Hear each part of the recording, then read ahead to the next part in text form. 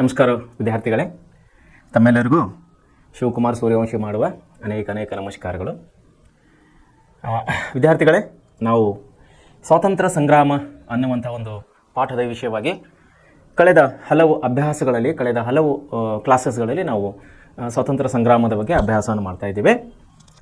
ವಿಶೇಷವಾಗಿ ಅದರಲ್ಲಿ ಮಂದಗಾಮಿಗಳ ವಿಷಯವಾಗಿ, ತೀವ್ರಗಾಮಿಗಳ ವಿಷಯವಾಗಿ ಹಾಗೂ ಕ್ರಾಂತಿಕಾರಿಗಳ ವಿಷಯವಾಗಿ ಅಲ್ಲದೆ ಅನೇಕ ಖಿಲಾಫತ್ ಚಳವಳಿ, ಜಲಿಯನ್ವಾಲಾ ಬಾಗ್ ಹತ್ಯಾಕಾಂಡ, ರೈತರ ಚಳವಳಿ, ಬಂಡುಕೋರರ ಚಳವಳಿ, ಕಾರ್ಮಿಕ ಚಳವಳಿ, ಗಾಂಧಿ ಯುಗ, ಆಮೇಲೆ ನಮ್ಮ ಸುಭಾಷ್ ಚಂದ್ರ ಬೋಸ್ ಅವರು, ಹೀಗೆ ಹಲವು ಡಾಕ್ಟರ್ ಬಾಬಾ ಸಾಹೇಬ್ ಅಂಬೇಡ್ಕರ್ ಅವರು, ಹಲವು ವಿಷಯಗಳ ಬಗ್ಗೆ ನಾವು ಸ್ವಾತಂತ್ರ್ಯ ಸಂಗ್ರಾಮದ ಅಧ್ಯಾಯದಲ್ಲಿ ನಾವು ಅಭ್ಯಾಸವನ್ನು ಮಾಡ್ತಾ ಬರ್ತಾ ಇದ್ದೇವೆ. ಸೊ ವಿದ್ಯಾರ್ಥಿಗಳು, ಇವತ್ತಿನ ದಿವಸ ನಾವು ಪಂಡಿತ್ ಜವಾಹರ್ಲಾಲ್ ನೆಹರು ಅವರ ಬಗ್ಗೆ ಒಂದು ಅಭ್ಯಾಸ ಮಾಡುವರಾಗಿದ್ದೇವೆ. ಸ್ವಾತಂತ್ರ್ಯ ಸಂಗ್ರಾಮದ ಚಳವಳಿಯಲ್ಲಿ ಪಂಡಿತ್ ಜವಾಹರ್ಲಾಲ್ ನೆಹರು ಅವರ ಯಾವ ರೀತಿ ಅವರ ಒಂದು ರೋಲ್ ಇದೆ, ಯಾವ ರೀತಿ ಅವರು ಮಾಡೆಲ್ ರೋಲ್ ಅಂತೀವಲ್ಲ ನಾವು, ಮಾದರಿ ಅಂಥೇಳಿ ಯಾವ ರೀತಿ ಅವರು ನಮ್ಮ ಭಾರತ ಸ್ವತಂತ್ರ ಚಳವಳಿಗೆ ಮಾದರಿಯಾಗಿದ್ದರು, ಏನು ತನ್ನ ಹಕ್ಕು ಮತ್ತು ಕರ್ತವ್ಯಗಳನ್ನು ಅವರು ಯಾವ ರೀತಿ ಚಲಾವಣೆ ಮಾಡಿದರು, ಭಾರತ ಸ್ವಾತಂತ್ರ್ಯ ಸಂಗ್ರಾಮದಲ್ಲಿ ಯಾವ ರೀತಿ ಹೋರಾಟದಲ್ಲಿ ಭಾಗವಹಿಸಿದರು ಅನ್ನೋದರ ವಿಷಯವಾಗಿ ನಾವು ಇವತ್ತು ಕೂಲಂಕುಷವಾಗಿ ಅಭ್ಯಾಸ ಮಾಡುವರಾಗಿದ್ದೇವೆ. ಸೊ ವಿದ್ಯಾರ್ಥಿಗಳೇ, ಅನೇಕ ನೇತಾರರು, ಅನೇಕ ಮಹಾನ್ ಪಂಡಿತರು, ಅನೇಕ ಮೇಧಾವಿಗಳು ತನ್ನ ಸ್ವಾತಂತ್ರ್ಯಕ್ಕಾಗಿ, ನಮ್ಮ ದೇಶದ ಸ್ವಾತಂತ್ರ್ಯಕ್ಕೆ ತನ್ನ ಪ್ರಾಣಾರ್ಪಣೆ ಮಾಡಿದ್ದಾರೆ. ಹಲವು ಅದರಲ್ಲಿ ಭೇದ ಭಾವವಿಲ್ಲದೆ, ಜಾತಿ ಭೇದ ಭಾವವಿಲ್ಲದೆ, ಧರ್ಮದ ಭೇದ ಭಾವವಿಲ್ಲದೆ, ಹಿಂದೂಗಳು, ಮುಸ್ಲಿಮರು, ಅನೇಕ ತನ್ನ ದೇಶವಾಸಿಗಳು, ದೇಶದ ರಾಷ್ಟ್ರಪ್ರೇಮಿಗಳು ಎಲ್ಲರೂ ಸ್ವಾತಂತ್ರ್ಯ ಚಳವಳಿಯಲ್ಲಿ ಭಾಗವಹಿಸಿ ಅನೇಕ ಮಹಾನರು ತಮ್ಮ ಜೀವವನ್ನು ಕಳೆದುಕೊಂಡಿದ್ದಾರೆ. ವಿದ್ಯಾರ್ಥಿಗಳೇ, ಇವತ್ತಿನ ದಿವಸ ನಾವು ಭಾರತ ದೇಶದ ಪ್ರಪ್ರಥಮ ಪ್ರಧಾನಮಂತ್ರಿಯೂ ಆದಂತಹ ನಮ್ಮ ಪಂಡಿತ್ ಜವಾಹರ್ಲಾಲ್ ನೆಹರು ಅವರ ವಿಷಯವಾಗಿ ನಾವಿವತ್ತು ಅಭ್ಯಾಸವನ್ನು ಮಾಡುವರಾಗಿದ್ದೇವೆ. ಪಂಡಿತ್ ಜವಾಹರ್ಲಾಲ್ ನೆಹರು ಅವರು ಹೋಮ್ ರೋಲ್ ಚಳವಳಿಯೊಂದಿಗೆ ಸ್ವಾತಂತ್ರ್ಯ ಹೋರಾಟಕ್ಕೆ ಪ್ರವೇಶಿಸಿದರು. ನೋಡ್ರಿ, ಎಂಥ ಒಂದು ಚಳವಳಿ ರೀ, ಹೋಮ್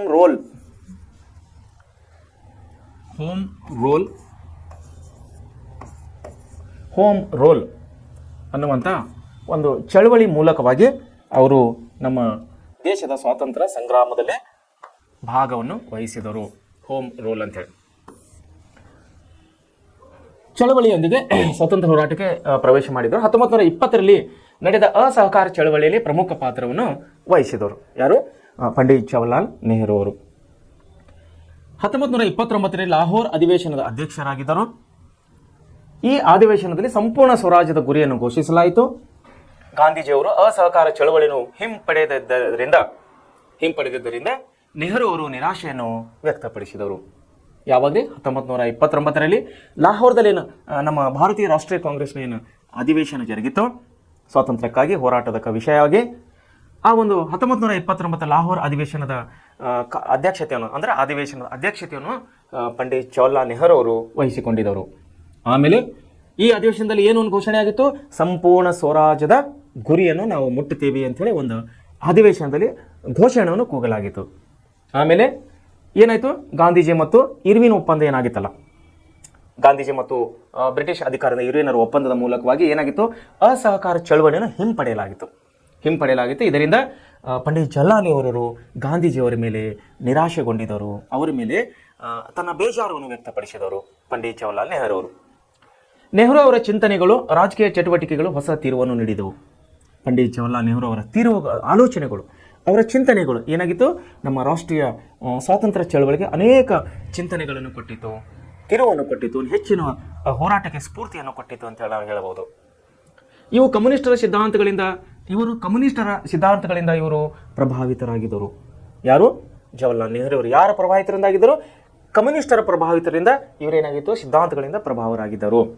ಆಮೇಲೆ ಪರಿಣಾಮವಾಗಿ ಭಾರತೀಯ ರಾಷ್ಟ್ರೀಯ ಕಾಂಗ್ರೆಸ್ನಲ್ಲಿ ಎಡಪಂಥೀಯ ಆಶಯಗಳನ್ನು ಪ್ರಬಲವಾದವು. ನಮ್ಮ ಭಾರತೀಯ ರಾಷ್ಟ್ರೀಯ ಕಾಂಗ್ರೆಸ್ನಲ್ಲಿ ಏನಾಗಿತ್ತು ರೀ? ಎಡಪಂಥೀಯ ಆಶಯಗಳು ಪ್ರಬಲವಾದವು. ಇದರ ಫಲವಾಗಿ ನೆಹರು ಮತ್ತು ಸುಭಾಷ್ ಚಂದ್ರ ಬೋಸ್ ಅವರು ಕಾಂಗ್ರೆಸ್ ಸಮಾಜವಾದಿ ಪಕ್ಷವನ್ನು ಸ್ಥಾಪಿಸಿದರು. ಮುಂದೆ ಬರುತ್ತೆ ಏನಾಗಿತ್ತು ರೀ? ಗಾಂಧೀಜಿಯವರ ಹೊರತಾಗಿ ನೆಹರು ಅವರು ಮತ್ತು ಸುಭಾಷ್ ಚಂದ್ರ ಬೋಸ್ ಅವರು ಏನು ಮಾಡಿದ್ರು ರೀ? ಸಮಾಜವಾದಿ ಪಕ್ಷವನ್ನು, ಕಾಂಗ್ರೆಸ್ ಸಮಾಜವಾದಿ ಪಕ್ಷವನ್ನು ಸ್ಥಾಪನೆ ಮಾಡಿದವರು ಕಾಂಗ್ರೆಸ್ ಮತ್ತು ಸುಭಾಷ್ ಚಂದ್ರ ಬೋಸ್ ಅವರು. ನೆಹರು ಅವರು ಭಾರತೀಯ ರಾಷ್ಟ್ರೀಯ ಕಾಂಗ್ರೆಸ್ನ 49ನೇ ಅಧಿವೇಶನದ ಅಧ್ಯಕ್ಷರಾಗಿದ್ದರು. ಭಾರತೀಯ ರಾಷ್ಟ್ರೀಯ ಕಾಂಗ್ರೆಸ್ನ 49ನೇ ಭಾರತೀಯ ಭಾರತೀಯ ರಾಷ್ಟ್ರೀಯ ಕಾಂಗ್ರೆಸ್ಸಿನ ಅಧ್ಯಕ್ಷರಾಗಿದ್ದರು. ಅಧಿವೇಶನದ ಅಧ್ಯಕ್ಷರಾಗಿದ್ದರು.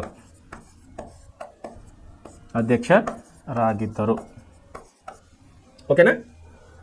ಕಾಂಗ್ರೆಸ್ ಅಂತಾರಾಷ್ಟ್ರೀಯ ಮಟ್ಟದಲ್ಲಿ ನಡೆಯುತ್ತಿದ್ದ ಸಾಮ್ರಾಜ್ಯಶಾಹಿ ಯುದ್ಧದಿಂದ ದೂರವೇ ಉಳಿಯಬೇಕು ಎಂದು ಸಾರಿದರು. ಕಾಂಗ್ರೆಸ್ ಅಂದ್ರೆ ಯಾವ ಕಾಂಗ್ರೆಸ್ ರೀ? ಭಾರತೀಯ ರಾಷ್ಟ್ರೀಯ ಕಾಂಗ್ರೆಸ್ ಅನ್ನು ಪ್ರಾರಂಭ ಮಾಡಿದ್ದರಿಂದ ಸ್ವಾತಂತ್ರ್ಯ ಚಳವಳಿಗಾಗಿ ಏನು ಹೋರಾಟ ಮಾಡ್ತಾ ಇತ್ತು ನಮ್ಮ ಭಾರತೀಯ ರಾಷ್ಟ್ರೀಯ ಕಾಂಗ್ರೆಸ್, ಅವರೇನಂತಂದ್ರು ಅಂತಾರಾಷ್ಟ್ರೀಯ ಮಟ್ಟದಲ್ಲಿ ಅಂದ್ರೆ ನಮ್ಮ ಭಾರತ ದೇಶ ಅಲ್ಲ, ಭಾರತದ ಹೊರಗಡೆ ನಡೆಯುವ ಯಾವುದೇ ವಿದ್ಯಮಾನಗಳಿದ್ದರೆ ಏನಂತ ಇದ್ರು ನೆಹರೂರು, ಅಂತಾರಾಷ್ಟ್ರೀಯ ಮಟ್ಟದಲ್ಲಿ ನಡೀತಿದ್ದ ಸಾಮ್ರಾಜ್ಯಶಾಹಿ ಯುದ್ಧದಿಂದ ದೂರವೇ ಉಳಿಯಬೇಕು. ಸಾಮ್ರಾಜ್ಯಶಾಹಿ ಅಂದರೆ ಸರ್ವಾಧಿಕಾರಿ ಅಂತ ಅರ್ಥ ಆಗುತ್ತದೆ. ಸರ್ವಾಧಿಕಾರಿ ಆಗಬೇಕನ್ನುವಂಥ ಏನು ಯುದ್ಧಗಳು ನಡೀತಾ ಇದ್ದು ನಮ್ಮ ದೇಶ ಬಿಟ್ಟು, ಭಾರತ ದೇಶ ಬಿಟ್ಟು ಹೊರಗಡೆ, ಅದರ ವಿರುದ್ಧವಾಗಿ ಇರಬೇಕು, ಅದರಿಂದ ದೂರವೇ ಇರಬೇಕು. ಆ ಯುದ್ಧಗಳಿಗೆ ನಾವು ಸಪೋರ್ಟ್ ಮಾಡಬಾರ್ದು, ಆ ಯುದ್ಧದಿಂದ ನಾವು ಅಂತರವನ್ನು ಕಾಪಾಡಿಕೋಬೇಕಂತ ಹೇಳಿ ನೆಹರು ಅವರು ನಮ್ಮ ರಾಷ್ಟ್ರೀಯ ಕಾಂಗ್ರೆಸ್ನ ಮೂಲಕವಾಗಿ ಅವರು ಹೇಳ್ತಾ ಇದ್ದಾರೆ. ಅದರಿಂದ ನಾವು ದೂರ ಇರಬೇಕು, ನಾವು ಸಾಮ್ರಾಜ್ಯಶಾಹಿಗೆ ನಾವು ಸಪೋರ್ಟನ್ನು ಮಾಡಬಾರ್ದು ಅಂತ, ಆ ಯುದ್ಧಗಳಲ್ಲಿ ನಾವು ಭಾಗವಹಿಸಬಾರ್ದು ಅಂಥೇಳಿ ಇಲ್ಲಿ ನೆಹರು ಅವರು ಪ್ರತಿಪಾದನೆಯನ್ನು ಮಾಡ್ತಾ ಇದ್ದಾರೆ. ಚರಕ ಮತ್ತು ಹರಿಜನ್ ಚಳವಳಿಗಳು ಅಷ್ಟೇನು ಪರಿಣಾಮಕಾರಿ ಎಲ್ಲವೆಂದು ಇವರು ವಾದಿಸಿದರು. ಚರಕ ಮತ್ತು ಹರಿಜನ ಅಂದರೆ ಡಾಕ್ಟರ್ ಬಾಬಾ ಸಾಹೇಬ್ ಅಂಬೇಡ್ಕರ್ ಅವರ ನೇತೃತ್ವದಲ್ಲಿ ಅಸ್ಪೃಶ್ಯತೆ ನಿವಾರಣೆಗಾಗಿ ಏನು ಹೋರಾಟಗಳು ನಡೀತಾ ಇದ್ದರು, ಆ ಅಸ್ಪೃಶ್ಯತೆಗಾಗಿ ಅಂದರೆ ದೀನದಲಿತರನ್ನು ಎಲ್ಲರನ್ನು ಗಾಂಧೀಜಿಯವರು ಏನು ಕರೀದಂದ್ರೆ ಹರಿಜನರು ಅಂತ ಹೇಳಿ ಕರೀದವರು. ಹರಿಜನರು ಅಂದ್ರೆ ಅರ್ಥ ಏನಂದರೆ ಹರಿ ಅಂದರೆ ದೇವರು, ಜನ ಅಂದರೆ ಮಕ್ಕಳು. ಈ ಹರಿಜನರು ಅಂದರೆ ದೀನದಲಿತರು, ಅಸ್ಪೃಶ್ಯರು, ದೇವರ ಮಕ್ಕಳು ಅಂತೇಳಿ ಗಾಂಧೀಜಿಯವರು ಕರೆದಿದ್ದರು. ಸೊ ಈ ದೇವರ ಮಕ್ಕಳಿಗಾಗಿ ಅಂದ್ರೆ ಅಸ್ಪೃಶ್ಯತೆಗಾಗಿ ಸಪರೇಟ್ ಅಂದ್ರೆ ವಿಶೇಷವಾಗಿ ನಮಗೆ ಪ್ರತ್ಯೇಕ ಮೀಸಲಾತಿ ಬೇಕಂದೇನು ಗಾಂಧೀಜಿ ಡಾಕ್ಟರ್ ಬಾಬಾ ಸಾಹೇಬ್ ಅಂಬೇಡ್ಕರ್ ಪಟ್ಟಿ ಹಿಡಿದಿದ್ದಾರಲ್ಲ, ಆ ಚಳವಳಿ ಮತ್ತು ಚರಕ ಚಳವಳಿ, ಈ ಎರಡುಗಳು ಚಳವಳಿಗಳು ನಮ್ಮ ಸ್ವತಂತ್ರ ಹೋರಾಟದ ಸಂದರ್ಭದಲ್ಲಿ ಅಷ್ಟೇನು ಪರಿಣಾಮಕಾರಿ ಬೀರಲಿಲ್ಲ. ಈ ಅಧಿವೇಶನದಲ್ಲಿ ಗಾಂಧೀಜಿಯವರ ಚಿಂತನೆಗಳಿಂದ ದೂರ ಸರಿದಂತೆ, ಯಾವ ಅಧಿವೇಶನದಲ್ಲಿ 49ನೇ ಭಾರತೀಯ ರಾಷ್ಟ್ರೀಯ ಕಾಂಗ್ರೆಸ್ನ ಅಧಿವೇಶನದಲ್ಲಿ ಗಾಂಧೀಜಿಯವರ ಚಿಂತನೆಗಳಿಂದ ಅಂದರೆ ಗಾಂಧೀಜಿಯವರ ಒಂದು ಆಲೋಚನೆಯಿಂದ ದೂರ ಸರಿದಂತೆ ಇವರು ಕಂಡು ಬಂದರು ಕೂಡ ನೆಹರು ಅವರು ಗಾಂಧೀಜಿಯವರ ಆಲೋಚನೆಯಿಂದ ಅವರ ಚಿಂತನೆಯಿಂದ ದೂರ ಸರಿದು ಬಂದಿದ್ದಾರೆ ಅಂತ ಅಂದರೂ ಕೂಡ ಇವರೇನು ಮಾಡೋದು, ಗಾಂಧೀಜಿಯವರ ಬಗ್ಗೆ ಅವರ ಗೌರವವನ್ನು ಕಡಿಮೆಯಾಗಲಿಲ್ಲ. ಯಾರು? ಗಾಂಧೀಜಿಯವರ ಬಗ್ಗೆ ಇಟ್ಟಂಥ ಅಭಿಮಾನ, ಗಾಂಧೀಜಿಯವರ ಬಗ್ಗೆ ಇಟ್ಟಂಥ ಒಂದು ಪ್ರೀತಿ ವಿಶ್ವಾಸ ಏನಿತ್ತು ನೆಹರೂಜಿಯವರಿಗೆ, ಅದು ಕಡಿಮೆಯಾಗಲಿಲ್ಲ. ಆದರೂ ಕೂಡ 49ನೇ ಕಾಂಗ್ರೆಸ್ ಅಧಿವೇಶನದಿಂದ ಗಾಂಧೀಜಿಯವರ ಕೆಲವು ಚಿಂತನೆಗಳಿಂದ, ಕೆಲವು ಅವರ ಒಂದು ಅಭಿಪ್ರಾಯದಿಂದ ನೆಹರು ಅವರು ಬೇಜಾರಾಗಿದ್ದರು. ಅವರು ತುಂಬ ಡಿಸ್ಟೆನ್ಸ್ ಅಂದರೆ ದೂರತನವನ್ನು ಕಾಯ್ಕೋತಾ ಇದ್ದವರು ಗಾಂಧೀಜಿಯವರಿಂದ. ಆದರೂ ಕೂಡ ಅವರ ಮೇಲೆ ಇದ್ದಂತಹ ಗಾಂಧೀಜಿಯವರ ಮೇಲೆ ಇದ್ದಂಥ ಅಭಿಮಾನವನ್ನು ಮಾತ್ರ ಕಡಿಮೆ ಆಗಲಿಲ್ಲ ನೆಹರೂಜಿ ಅವರಿಗೆ. ನೋಡಿ, ವಿವಿಧ ಬೌದ್ಧಿಕ ಧಾರೆಗಳಿಂದ, ಬೌದ್ಧಿಕ ಅಂದರೆ ಬುದ್ಧಿಮತ್ತಿಕೆಯಿಂದ, ಬೌದ್ಧಿಕ ಅಂದರೆ ಬುದ್ಧಿ ರೀ, ವಿವಿಧ ಅಂದರೆ ಅನೇಕರು ಅಂದರೆ ಬುದ್ಧಿಜೀವಿಗಳಿಂದ ಬರುವಂಥ ಅನೇಕ ಆಲೋಚನೆಗಳು, ಅನೇಕ ಚಿಂತನೆಗಳು ಎಲ್ಲಿ ಹುಟ್ಟುತ್ತಾವ್ರಿ? ತಲೆಯಲ್ಲಿ ಹುಟ್ಟುತ್ತಾವೆ. ಹೌದಲ್ಲ? ಚಿಂತನೆಗಳು ಎಲ್ಲಿ ಹುಟ್ಟುತ್ತಾವೆ? ತಲೆಯಲ್ಲಿ ಹುಟ್ಟುತ್ತಾವೆ. ಬೌದ್ಧಿಕ ಅಂತ ಹೇಳೋದು. ಸೊ ಅದನ್ನು ವಿವಿಧ ರೀತಿಯಲ್ಲಿ ಅನೇಕ ಚಿಂತನೆಗಳಿಂದ, ಅನೇಕ ಬೌದ್ಧಿಕ ಧಾರೆಗಳಿಂದ ಅಂದರೆ ಚಿಂತನೆಗಳಿಂದ ಪ್ರಭಾವಿತಗೊಂಡಿದ್ದ ನೆಹರು ಅವರು ಅವುಗಳನ್ನು ಸಮನ್ವಯಗೊಳಿಸುವ ಮೂಲಕ, ಸಮನ್ವಯ ಅಂದರೆ ಸಮ ಪ್ಲಸ್ ಅನ್ವಯ, ಈಕ್ವಾಲಿಟಿ ಅಂತ ಹೇಳಿ ಕರಿತೀವಿ ನಾವು. ಸಮ ಪ್ಲಸ್ ಅನ್ವಯ ಅಂದರೆ ಎರಡೂ ಸಮವಾಗಿರಬೇಕು. ಈಗ ನೋಡ್ರಿ, ಎತ್ತಿನ ಗಾಡಿ ಎರಡು ಗಾಲಿಗಳು ಹೆಂಗೆ ಓಡ್ತಾವ್ರಿ? ಸಮಾಗಿ ಓಡ್ತಾವೆ. ಹೌದಲ್ಲ? ಸಮಾಗಿ ಓಡ್ತಾವ್ರಿ. ಏನು ಒಂದು ಹಿಂದೆ ಮುಂದೆ ಇರುತ್ತವೆ? ಹಿಂಗೆ ಇಲ್ಲ, ಸಮಾಗಿ ಓಡ್ತಾವೆ. ಸೊ ಸಮನ್ವಯತೆ ಅಂದರೆ ಸಮ ಇದ್ದಾಗ ಮಾತ್ರ ನಾವು ಮುಂದೆ ಏನಾದರೂ ಒಂದು ಫಲಿತಾಂಶವನ್ನು ಕಾಣಬಹುದು. ಗುರಿ ಮುಟ್ಟಲಿಕ್ಕೆ ಎತ್ತಿನ ಗಾಡಿಯ ಎರಡೂ ಗಾಲಿಗಳು ಸಮನಾಗಿ ಓಡಿದಾಗ ಮಾತ್ರ ಗುರಿ ಮುಟ್ಟಲಿಕ್ಕೆ ಸಾಧ್ಯವಾಗುತ್ತದೆ. ಇಲ್ಲಾಂದರೆ ಒಂದು ಗಾಲಿ ಮುಂದೆ ಒಂದು ಗಾಲಿ ಹಿಂದಿದ್ದರೆ ಆ ಗಾಡಿ ಹೇಗೆ ತಾನೇ ಓಡೋದು, ಹೇಗೆ ತಾನೇ ತನ್ನ ಗುರಿಯನ್ನು ಮುಟ್ಲಿಕ್ಕೆ ಆಗೋದಿಲ್ಲಲೇ. ಸೊ ಅದಕ್ಕಾಗಿ ಇಲ್ಲೇನು ಹೇಳ್ತಾ ಇದ್ದಾರೆ, ಸಮನ್ವಯತೆಗೊಳಿಸುವ ಮೂಲಕ. ಏನು ಸಮನ್ವಯತೆಗೊಳ್ಳುವ ಮೂಲಕ ಸಹ ಬೌದ್ಧಿಕ ಅನೇಕ ವಿವಿಧ ರೀತಿಯ ಬೌದ್ಧಿಕ ಧಾರೆಗಳು, ವಿವಿಧ ರೀತಿಯ ಬೌದ್ಧಿಕ ಚಿಂತನೆಗಳನ್ನು ಸಮನ್ವಯಗೊಳಿಸುವ ಮೂಲಕ ಅಂದರೆ ಈಕ್ವಾಲಿಟಿ ಅಂದರೆ ಸಮವಾಗಿ ಹೋದರೆ ನಾವು ಮುಂದಿನ ಗುರಿಯನ್ನು ತಲುಪ್ತೀವಿ, ಸಮಸ್ಯೆಯನ್ನು ಬಗೆಹರಿಸ್ಕೋಬಹುದು ಅನ್ನೋದು ನೆಹರೂಜಿಯವರ ಒಂದು ಅಭಿಪ್ರಾಯವಾಗಿತ್ತು. ನೋಡ್ರಿ, ನೆಹರು ಅವರು ಅವುಗಳನ್ನು ಸಮನ್ವಯಗೊಳಿಸುವ ಮೂಲಕ ಸಮಷ್ಟಿ ಪ್ರಜ್ಞೆಯನ್ನು ಪ್ರತಿಪಾದಿಸಿದರು. ಸಮಷ್ಟಿ ಪ್ರಜ್ಞೆ ಅಂದರೆ ಸಮನಾಗಿ, ಪ್ರಜ್ಞೆ ಅಂದರೆ ಏನ್ರಿ? ಆಲೋಚನೆಗಳನ್ನು ಅವರು ಪ್ರತಿಪಾದಿಸ್ತಾ ಇದ್ದರು.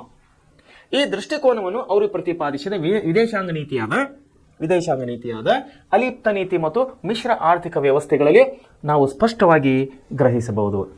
ಅವರ ಚಿಂತನೆ ಏನಾಗಿತ್ತು, ನೆಹರೂಜಿ ಅವರ ಚಿಂತನೆ ಏನಾಗಿತ್ತು, ಅವರ ಆಲೋಚನೆಗಳು ಯಾವ ರೀತಿ ಇದ್ದು ಅನ್ನೋದನ್ನು ನಾವು ಅಲಿಪ್ತ ನೀತಿ ಮತ್ತು ಆರ್ಥಿಕ ವ್ಯವಸ್ಥೆಗಳಲ್ಲಿ, ಮಿಶ್ರ ಆರ್ಥಿಕ ವ್ಯವಸ್ಥೆಗಳಲ್ಲಿ ನಾವು ಅವರ ಚಿಂತನೆಗಳನ್ನು ಸ್ಪಷ್ಟವಾಗಿ ನಾವು ಗ್ರಹಿಸಬಹುದು.